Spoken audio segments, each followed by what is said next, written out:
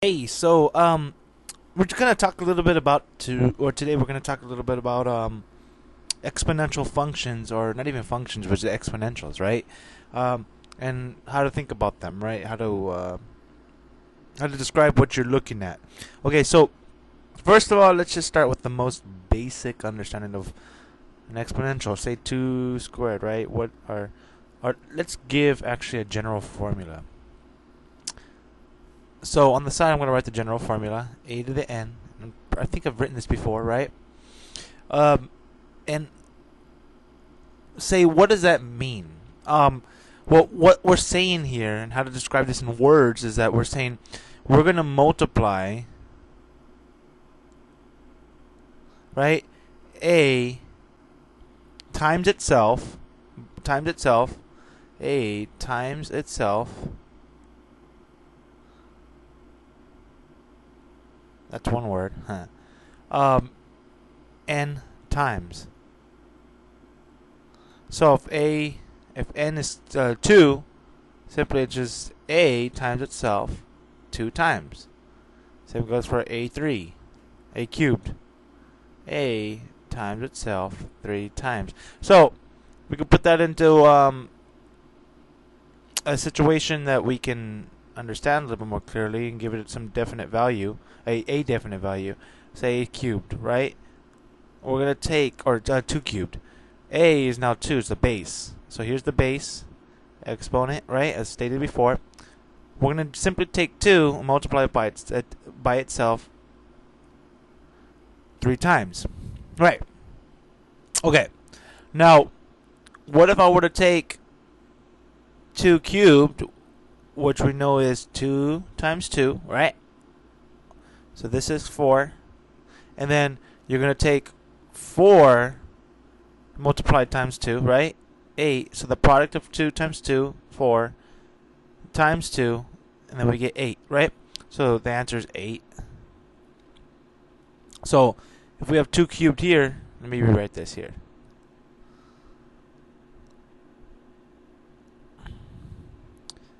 So if we rewrite 8 in terms of 2 cubed, right, and we square that, now we're taking a value and with an exponential and raising it to another exponential, right? Or raising it to some power. Right, so we know that 2 cubed is 8.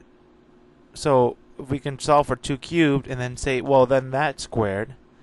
And then following that rule that we have here on the side, we're taking 8, multiplying it by itself how many times? Well, n times, and n is equal to 2 in this instance. So 8 times 8, and this is just basic multiplication now, so we have 64, right? Cool. What did we do? What's a short way of looking at this, right? Instead of saying, well, I'm going to take, instead of taking 2 times 2 times 2, right? Going, okay, well, I know that. And then saying, well, let's take that squared, and so you have to read 2 times 2 times. Instead of having to write this out, it's a laborious task, and we don't want to do that. So to bypass that, we have like a shorthand understanding this, and it goes back to the rules of exponents. There's an exponential rule that says a to the n, right, raised to the m, simply is a n m. What do? We multiply the exponents. That. Simply that. So instead of, or another way of looking at the problem we did here, saying 2 cubed squared, 2 cubed, and then taking 2 cubed and squaring it, right? Or to the power of 2. You can say either one, either or. We can also say, well, according to the rule of exponents, this rule here, we can say, well, we can multiply the exponent. So 2 to the 6, right? So that's another way of looking at it. So 2 to the 6, multiplied times itself, 2 times 2 times 2, 6 times. Times 2 times 2 times 2. 2 times 2 is 4, right? 2 times 2 is 4. 4 times 2 is 8. 8 times 2 is 16. 16 times 2 is 32. And 32 times 2 is 64. And we get the same answer. Right? Not bad, right? Okay. Now, this goes the same for variables. Right? And that's why this rule works so splendidly.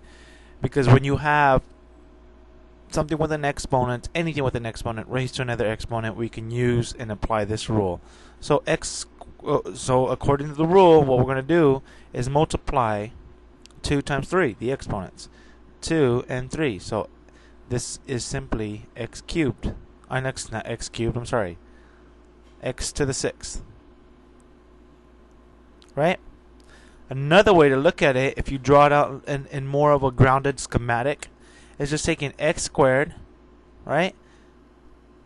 Whatever's within the parentheses, x squared. Let me rewrite this. That's what you see inside here. I don't know. Oh, that was supposed to be an arrow right there. I can't seem to erase this. Okay.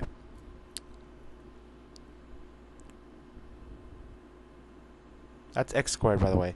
Right? So we have x squared times itself 3 times. And this now incorporates a different rule of exponents. We said a to the n times a to the m, right? Two the same base with different exponents. We just simply add the exponents, right? N plus m. So these all work very well together, and they're very universal in the sense that you're incorporating different rules depending on the way you look at these, or you configure these expressions, right? Like I said, we can use this rule, x squared, right? X squared raised to the power 3. We could just multiply the exponents, or we could say x squared times itself 3 times, right? And then say, well, we have now same base for each, and then we're multiplying these bases with some exponent, so we can just simply take the base and add the exponents, right? Or x to the 6th. And that's what you have here. Right? Here. That's supposed to be an arrow. It looks nothing like an arrow. Wow. Alright, x to the 6th, right? Okay. Now, that covers that. Another beauty to this is that if you could just memorize a table, right? Let me see. If you can memorize 2 times... actually, let's not even get into that right now. We'll talk about that a little bit later. Okay, so we're dealing with, whole number exponents, right? X cubed, x squared, right? X the 4th, whatever. What you notice, or say even any kind of a to the a squared, a to the 4th, a being any number, right? Besides 0. A not equal to 0. Alright? So what we see is that they're whole number exponents, again as stated, and that we haven't included fractions. We haven't talked about fractions. So what if I say, let's give you an example. 4 to the 1/2, right? How do we go about that? And actually someone in class today had that issue. He's seen it on an exam or a test question and wasn't able to understand completely what that means. Well, here's another rule. So I always write our rules on the... I guess you can see the properties on the right side of this, right? Here, a to the 1 over n equals to, and then remember this is a base raised to some fractional exponent, is simply the n root of a. Right, what does that mean? So we know square root values, right? What this equals to, and if we follow the property appropriately, right? We're looking at the square root of 4, right? A is the base. Here's a, or 4 is the base, or 4 is a, right? And the denominator of the fraction, right? kind of resides or is positioned on this little platform right here. And for the record, I'm just going to say this. This is not the division sign. Not division. Right? What you're seeing, you're not seeing this. You're seeing kind of it's like a weird little squiggly V. I don't know what you would call it. An extended V. I don't know. But I always think of this as a little platform, and this is where the denominator of this fraction, this exponential fraction, the denominator of that exponential fraction stays right there. When you don't see it written, for instance, here, right? 2 is always assumed to be the denominator, or 2 is always assumed to be that value that lays right there on that small little platform. So we don't even have to write the 2. Everything else is written, right? Again, keep this in mind. This rule. Work with it, play with it, understand it, okay? And know that these are not equal to each other. Division is not root. These are two different operators. Okay? Alright, hopefully that cleared some issue up, right? So we've seen the square root of 4, right? Equals to 2. What is it saying though? So if I have the square root of a, right? Now what I'm saying here is I need a number. I need a number that multiplies by itself, or n times, to give me a. I put that in parentheses. In this case, n. In this case, here, n equals to 2. And again, 2 is not written, right? So I need a number that multiplies by itself or to itself, right? N times to give me a. A is 4. So I need a number, right? Or I need two values. I need two values. Two of them are two of the same number that is going to multiply and give me 4. And we know that as 2 times 2. Right? What about cube root of 8? Remember, n is now 3. We can rewrite this as an exponential form. So this is in its root form. Right? We can rewrite it in its exponential form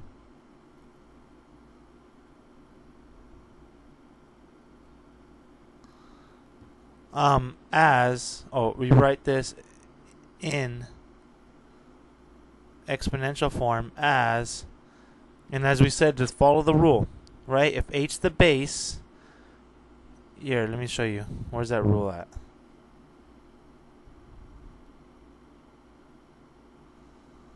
This rule right here,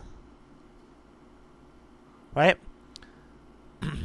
If a is the base, and again, if you need to go back ever and review some of these things, just go ahead, pause the video, let it absorb, reflect on what's been said, or just rewind.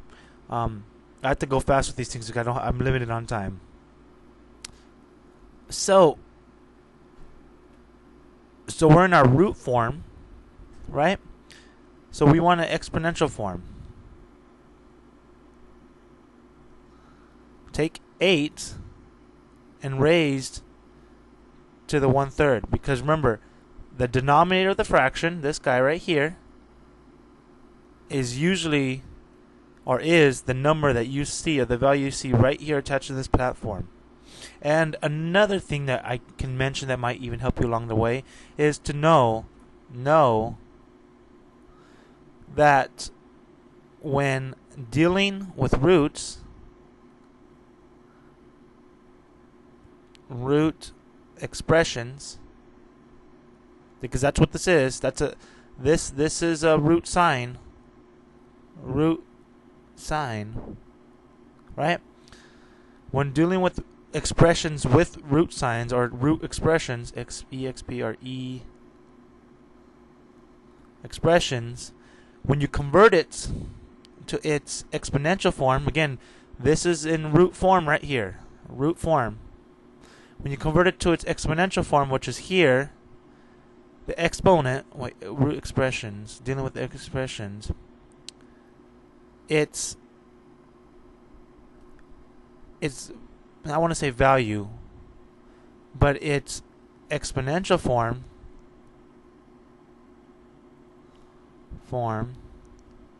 will always have a fractional exponent. Fractional, that's key word, fractional exponent. Fractional exponent. As we see here, 8 to the 1/3, right? So that we've simply rewritten and re-identified what cubed root of 8 is, right? It's equal to, in its exponential form, 8 to the 1/3, right? What about, and then we can answer this, and then we can describe in words what this means now in order to solve it. So we've rewritten this, right? Or re-identified it. We haven't solved it. We don't know what the answer is yet. We just rewritten it. We have rewritten it. My grammar's horrible. Sorry, you guys. I get stutter-minded. By the way, this is never a predetermined agenda. I just kind of come in here because I like math, and I kind of go off the top of my head. So 8 to the 1/3, or cube root of 8, same thing. Cube root of 8 here, or 8 to the power of 1/3, right? Remember, and always recall there's a fraction here on the exponential, or the exponent. Now we can solve it by saying this. We need a number. We need, in order to solve, solve. Right? So we've only rewritten it from here to here. Now we're going to solve. But this is how we can describe in words. We need a number that multiplies times itself. How many times? N times, right? N. Meaning n can be anything. Well, not anything, but n, there's a variety of different numbers that n can be. In this case, we take n is the guy right here on the platform. So n, this is n. Here. Or n is the denominator here. Same guy. So we need it n, or n times. I want to say this. N, I say 3 in this instance, times, right, to give you a, or that will give you a. In this case, we have a is 8, right? A is underneath the root, right? So we need a number that's going to multiply times itself 3 times, and it has to be the same number. That's going to give you 8. Well, the number that comes to mind is simply 2 times 2 times 2. Right? 2 times 2 equals to 4. Sorry. Let me do this instead. Right? Equals to 8. Why? Because 2 times 2 equals to 4, right? And then 4, the product of 2 times 2, 4 times 2, right, equals to 8, and then you have 8 here. So, as you can see, we can rewrite any expression with roots, rewrite them, and then into exponential, so we can go from a root, right, a root expression to an exponential expression, which are the same. It just depends on what you want to do with them, and then we can solve. And this is the way we solve them: is think in terms of words and how would you verbally categorize what you're gonna do, right? Let me see. 19 minutes. Okay, I'm gonna stop here and I'll do more. We'll go over this a little bit more. Okay, so hopefully that helped. Just reflect on the video. Thank you.